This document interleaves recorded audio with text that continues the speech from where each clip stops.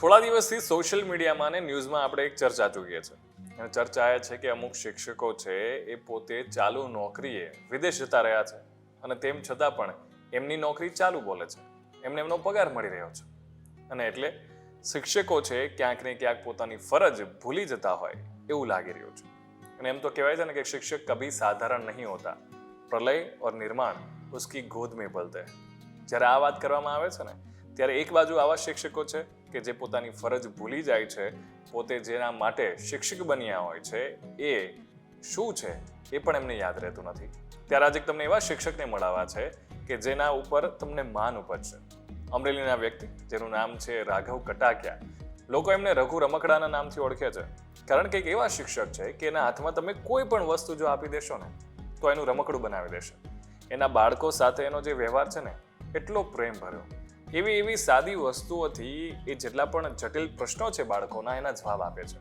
ચાહે એ ક્યારેક નાળિયેરમાંથી કોઈ વસ્તુ બનાવી નાખશે, ક્યારેક જે ગોટલી હોય છે એમાંથી કોઈ વસ્તુ બનાવી નાખશે, બાળકો સાથે જૂની રમતો રમશે, એમને પાઠ ભણાવશે, ગણિત જેવા અઘરા વિષયને બહુ સરળતાથી સમજાવશે. જ્યારે પણ આ શિક્ષક છે ને એ બાળક સાથે બાળક બનીને ભળી જાય છે ને ત્યારે બાળકનું ઘડતર અને એનું જે ભવિષ્ય છે ને એ ઉજળું બની જાય છે.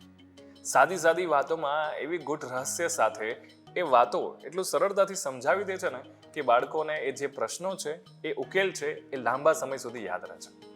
રઘુ રમકડું આ એક એવું વ્યક્તિત્વ છે, એક એવા શિક્ષક કે જેને જોઈને, જેને મળીને જેટલા પણ બાળકો કે એમના વાલીઓ જે છે ને એ ખુશખુશાલ હંમેશા થાય છે.